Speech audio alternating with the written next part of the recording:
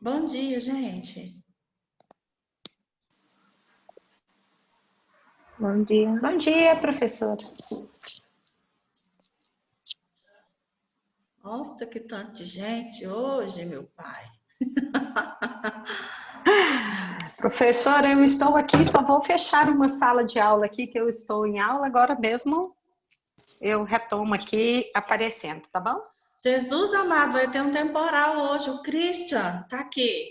Oi, Vai chover demais. O Christian veio na minha Bom aula. dia, gente. Bom dia. Você não dormiu ou você conseguiu acordar? Hoje é meu grupo, né? Ah, entendi. Hoje é seu grupo. Mas É, aí, mas aí você ficou acordado? não, hoje eu dormi mais cedo. Hoje eu fui dormir umas 3 da manhã. Isso é mais cedo. É, Sem problema, Leonardo. Não tem problema não. O Cássio é dessa turma?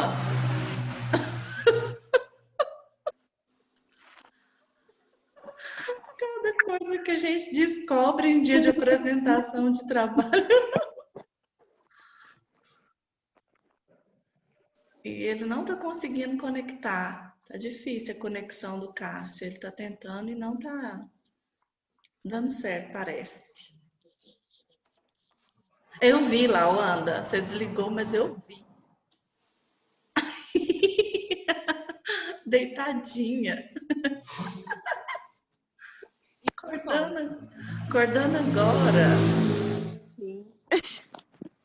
Você cortou seu cabelo curtinho, mais ainda? Eu raspei, professora. Ah, caramba! Tem algum, Careca. tem algum motivo especial? Eu tenho psoríase, né? E aí tava muito machucado na cabeça. Aí eu raspei. Mas já queria raspar também. Não, mas você tem a cabeça bonitinha, pequenininha. Eu acho que se eu raspar, eu vou parecer uma lua, porque eu tenho a cabeça grande. Eu fiquei parecendo um cotonete, mas ficou bom. É boba. Você tem grupo hoje também, Laura? Tenho. Tá bom. Acho que o meu é o primeiro. Tá, já vou pegar minha folha aqui dos grupos, tá aqui. Pra gente já começar logo, não perder tempo. O grupo que vai apresentar primeiro, que é o da jurídica, que é o grupo do Leonardo, já tá todo aqui? Quem que Eu é, acho que sim, Leonardo? é o meu. Deixa eu ver. Cássio, você é meu aluno? tô. Ah, não! Não sabia disso, não. Eu sou, você acredita? Nossa, gente, é muito interessante isso. A gente descobriu no final do semestre. Leonardo, é o seu grupo, Tô Lawanda? aqui. É o Isso. nosso grupo. Quem mais? Eu acho que tá todo mundo. Fala Só para um mim os momento. nomes. É a Giovana, Larissa, É Giovana com I ou eu. com E ou qual? É a Giovana Sena, com E. Com E. Sena. A Larissa, essa que Larissa tá Félix. aqui, a Félix. Ah, e quem? Eu, a Vitória Correia, Vitória. a Mariana Félix. Alvarenga. Mariana É Alvarenga, né? Alvarenga. Félix e a Félix e a Larissa. Larissa. Já ia perguntar se as eram irmãs. Mariana, Cauane. Mariana Varenga Cauane. e Cauane. a Cauane? É. E a Gabriela Godoy. Nossa, parece que esse grupo é grande. Uhum. É um pouquinho. Então, bora. Pode começar, porque... Ah, peraí, eu tenho que deixar vocês compartilhar a tela. Pronto.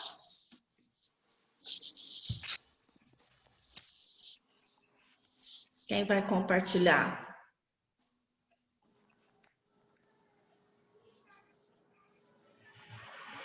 Peraí.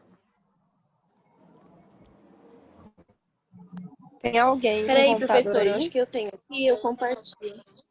Ah, tem que estar com o computador, né? Uhum. Tinha esquecido esse detalhe. Pelo celular, acho que não dá certo. Não.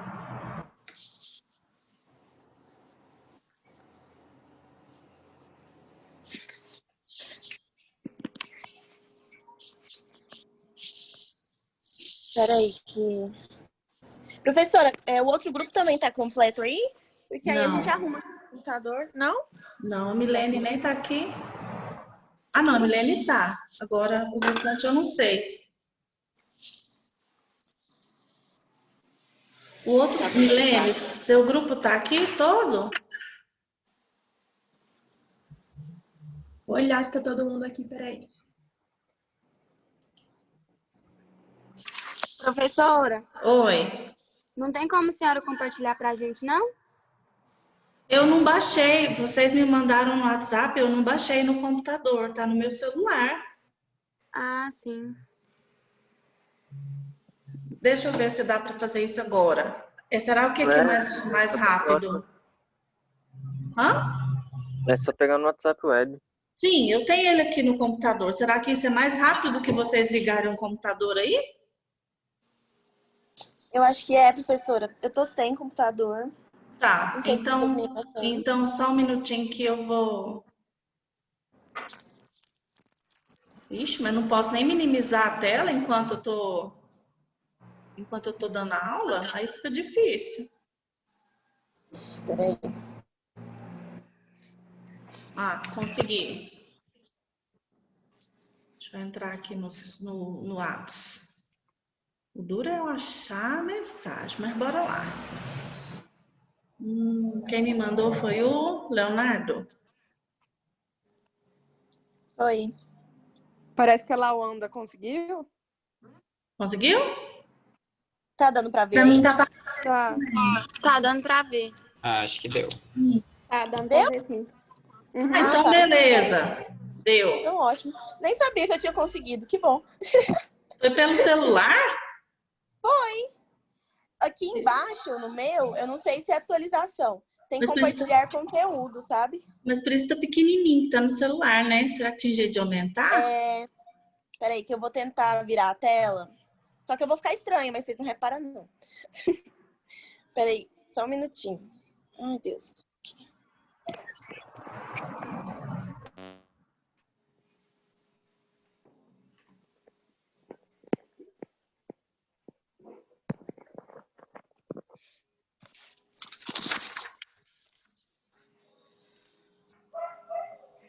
Congelou a sua imagem. É isso que você falou que ia ficar estranho?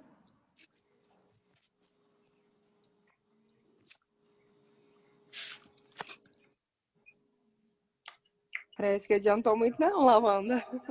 Ela não fez nada, não. Ela congelou. Ih, ela tá pedindo para entrar de novo. Ela caiu.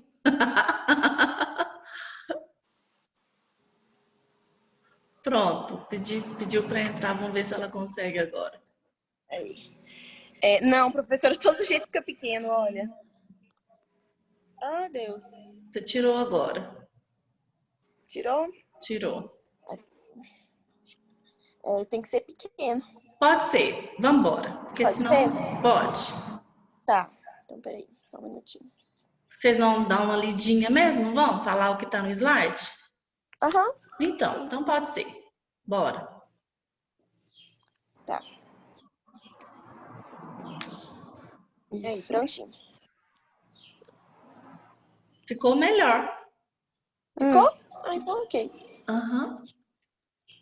Quem Então vai tá. começar? Eu, Giovana. Ok, bora lá.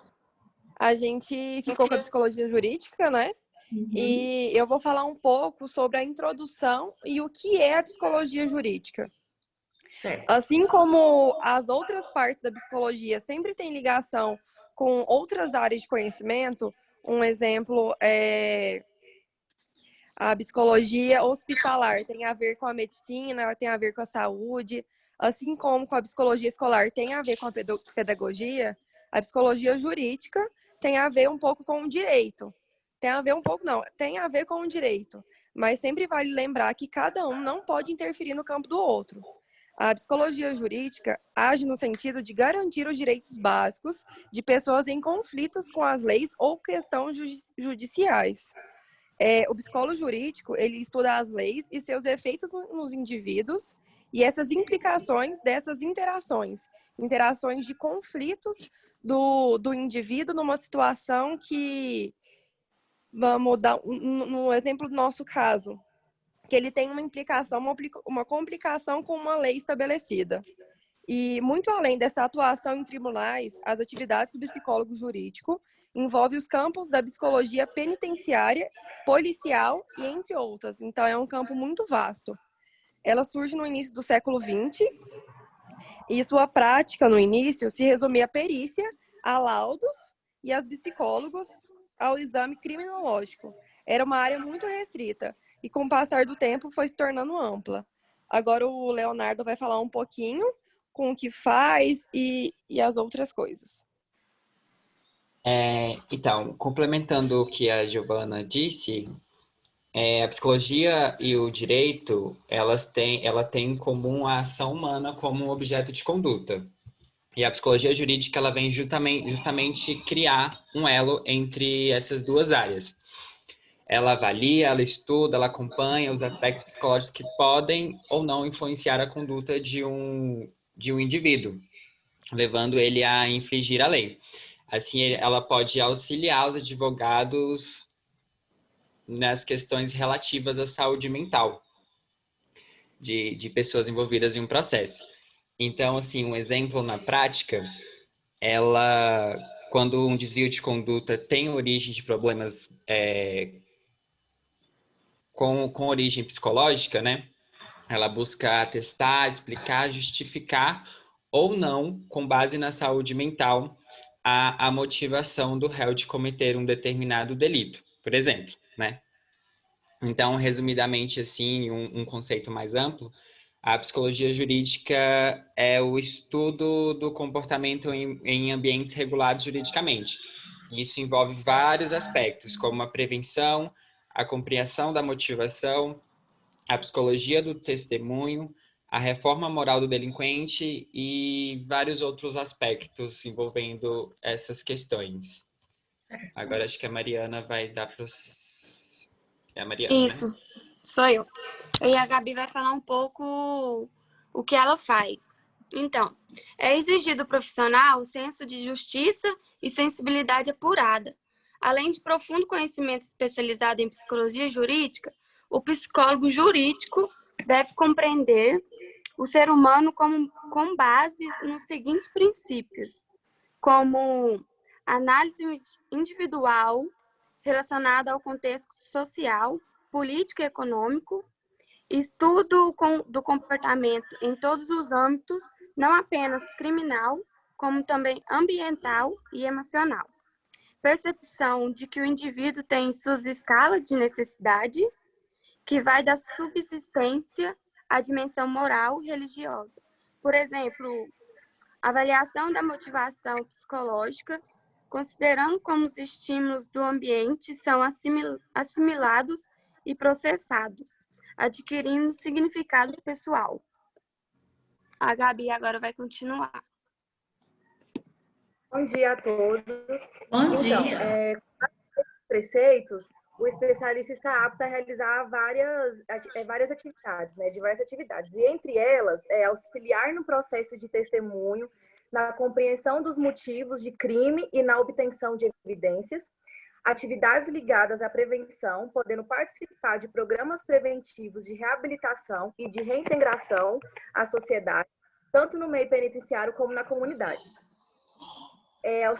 Auxiliar em campanhas de prevenção de crimes, planificando estratégias para evitar que seja cometidos, acompanhamento dentro de sistemas carcerários, prestar assistência às vítimas, psicológico das partes, atuar na mediação de litígios em campos especialmente delicados, como o direito da família, guarda de memória, adoção, processos de violência doméstica e entre outros. Agora a Cauane vai dar continuidade. Professora, eu vou falar com os locais principais de atuação, alguns deles. O Tribunal de Justiça é um dos principalmente nas varas da infância e juventude, nos casos de criança e adolescente, medida protetiva em acolhimento familiar, vítimas de violência, alocação em famílias substitutas, demandas jurídicas que envolvem guarda, tutela e adoção, e por último, nos casos em que hajam adolescentes em conflito com a lei. Assim como as varas da família e sucessão, eles disputam a guarda e regulamentação de visitas e outras questões como alienação parental, paternidade, socioafetiva, interdição e etc. Além disso, a gente também pode citar a atuação no atendimento a funcionários e magistrados, na avaliação no ingresso e no acompanhamento psicossocial. Temos também a assistência técnica em psicologia forense. Assistentes técnicos costumam ser envolvidos quando há necessidade de trabalho pericial, sendo a atuação desse profissional imprescindível, sabe, ao andamento do processo. É permitido que cada parte da constituição de assistentes técnicos para o estudo psicológico dos autos do processo, manifestação sobre o documento pericial, além da elaboração de questões técnicas a serem respondidas pelo perito. Também temos a justiça no trabalho, que é a atuação do psicólogo jurídico quando envolve a questão no campo trabalhista, que é a avaliação psicológica, acidentes de trabalho, abuso moral, estresse laboral. E tem várias outras decorrências também. Temos o Ministério Público, que assessora a promotoria quando há envolvimento de questões da infância e juventude, pessoa portadora de necessidade especial, idoso, ações de direito coletivo e outras.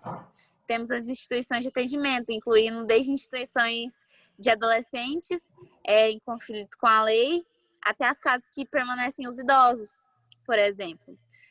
A atuação também se dá em instituições de privação da liberdade e também o acompanhamento de medidas socioeducativas em ambientes abertos. Abrigo para menor, a legislação assegura também a presença de um psicólogo, atendimento de idosos, vítimas de negligência e maus tratos. Esses são alguns dos que eu citei. A Larissa ainda vai citar mais alguns. Nossa, mas é muita coisa, né? Professora, só um minutinho. O psicólogo jurídico, ele pode atuar também nas delegacias especializadas, como a Delegacia da Defesa da Mulher. Lá, ele presta atendimento tanto à vítima, quanto ele participa na auxiliação da capacitação dos profissionais que vão estar lá na delegacia, tanto os que lidam. Por exemplo, numa ocorrência, o policial vai lá buscar a pessoa, ou um bombeiro, ou um médico que precisa ir no lugar buscar a mulher, e aí o psicólogo atua nessa capacitação também das pessoas que vão lidar com as vítimas. Atua também na consultoria da área jurídica, na assistência da formulação de quesito, recursos criminais, estratégias em processos de júri e no exame de imputabilidade, que é quando a pessoa, se eu não me engano, ela não tem capacidade de pagar pelo erro que ela cometeu, pelo crime dela. E aí o psicólogo auxilia nesse exame. Auxilia também na avaliação da responsabilidade penal, orientação psicológica em processos de delitos, como de natureza sexual e de dependência de drogas, em alguns casos. Questão da remuneração varia muito com o tempo de experiência, o local que o psicólogo está atuando, o oferecimento que a empresa que está empregando ele e também da pessoa que ele está atendendo. Às vezes vai atender particular, depende muito da questão do quanto a pessoa tem condição de pagar. Em questão de serviço público, a remuneração vai de 4 a 6 mil. E nesses outros casos, pode ir de 3 mil a 12 mil o salário, a faixa salarial mais ou menos. E agora é a Vitória. Ficou engraçado. Agora é a Vitória. Eu vou falar sobre o Código de Ética. O primeiro Código de Ética que orientou a conduta dos psicólogos jurídicos foi pela Associação Brasileira de Psicologia em 1967. A preocupação era de uma atuação que preservasse a dignidade de cada indivíduo. O atual Código de Ética foi publicado em 2005. O Código de Ética, eles são diretrizes de como deve ser a atuação do profissional e por onde ele deve caminhar na ciência psicológica, mapeando sempre a prática. Se necessária a quebra do sigilo, o Código de Ética orienta que o psicólogo deverá restringir-se apenas às informações necessárias. Agora ela anda. Então, eu vou tirar do... Vou tentar tirar do... vou deixar aqui. Mas a minha parte ficou de contar sobre o caso. E assim, como é uma área jurídica, né, e muito sensível, a gente não conseguiu achar um caso que fosse, né, divulgado, né, e tudo mais na internet. Então a gente criou um com base no que a gente estudou sobre o Código de Ética. E como eu trabalhei no CREAS, eu peguei alguns casos também sobre menores infratores. Então eu vou falar um pouco deles também. Esse caso que a gente criou é um caso de um casal que resolveu adotar uma criança. E ele tinha todos, né, todos os fatores favoráveis para adotar a criança. Mas para adotar, a burocracia é muito grande. Você tem que, né, ter um serviço estável, você tem que ser estável psicologicamente, você tem que ter uma remuneração, etc, etc. E eles, mesmo tendo tudo isso, decidiram, né, subornar a psicóloga para que eles não passassem por todas as fases do estágio, né, psicológico. Que eles não fossem em todas as sessões, que eles não fizessem testes, nem nada. E essa psicóloga, conhecendo o casal, mesmo de longe, acreditando que por eles terem dinheiro e tudo mais, aceitou esse suborno e fraudou, né, o teste psicológico deles, colocando coisas, né, que favoreceriam a adoção da criança, que entra, né, no Código de Ética, tanto pelo suborno quanto pela mentira dela. E no CREAS, a gente atendia adolescentes que tinham cometido algum crime pequeno, mas que deviam fazer, né, pagar ali, né, a sua pena na psicologia, né. Então, assim, tinha todo o acompanhamento deles. Primeiro a gente atendia eles, eu atendia só anotando, a psicóloga conversava com eles e eu anotava, né, transcrevia a conversa, para ela poder anotar depois, né, etc. E assim, primeiro havia uma conversa com eles para conhecer quem eles eram, né, o que eles tinham supostamente feito e tudo mais.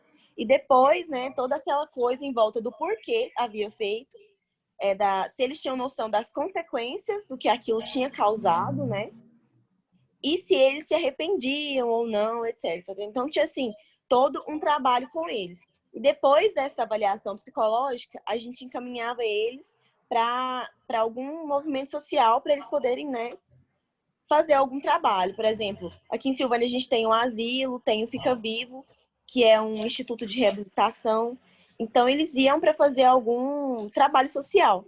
E depois, né, o monitor desse lugar, que eles faziam um trabalho social, mandavam para a gente relatos deles, se eles tinham ido e tudo mais, né, se tinham aprendido alguma coisa, se eram bons, né, funcionários ou não.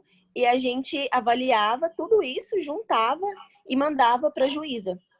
Aí a juíza avaliava junto, né, e decidia, né, o que fazer com esse jovem. Mas era, assim, muito interessante, porque a gente conseguia ver que muitas vezes esses jovens eram movidos por impulso ou por amigos, né? Então, assim, era muito complicado chegar a esses jovens na consequência dos atos deles. Muitas vezes eles não percebiam que o que eles tinham feito, mesmo que pequeno, tinha uma consequência para a sociedade, né? Seja quebrar uma placa, seja vandalizar ou pichar alguma coisa, né? Então, eles não tinham essa noção. Muitas vezes eles achavam que não estavam errados, no que eles fizeram. Que errados era a gente por obrigar eles a fazer todas aquelas coisas, né? Então, assim, a psicologia ela é muito importante nesses casos também, porque a gente consegue acompanhar a pessoa, né, principalmente o adolescente, que está em fase de formação, e assim, né, orientar ele a não voltar a ocorrer esse tipo de coisa, né? E é isso, professora. Tá ótimo. Você pode voltar a tela ao normal? Deixa eu ver se eu consigo. Saiu daí? Não, Não. né? Ah, aí, consegui. Professora, ficou faltando um ponto muito importante que a gente esqueceu de citar, que é como que faz para se tornar um psicólogo jurídico. A gente pesquisando, a gente viu que uma das formas de ingressar nessa área é fazendo um concurso no Conselho Federal de Psicologia, no CFP, a fim de obter o título de especialista em psicologia jurídica. E depois de 2 anos no mínimo, tendo a prática, que você consegue tirar a carteirinha como profissional de psicologia jurídica. Então, você primeiro faz o concurso, passa e vira um especialista, e depois, no mínimo de 2 anos, você vira um profissional na área. Interessante, né? Uma carreira bem promissora, né? E ela é bem concorrida também. Vocês devem imaginar isso, né? E a gente deve lembrar também, né, que como psicólogo, de toda forma, a gente pode ser chamado a auxiliar em algum processo jurídico, né? Sim, sem dúvida. E aí tem que ter muito cuidado com a questão da quebra de sigilo. Sempre pensando no menor prejuízo. Abrir o sigilo pensando quem que vai ter o menor prejuízo. Uma área também que vocês começaram a falar, mas eu vou ter liberdade de apresentar um exemplo.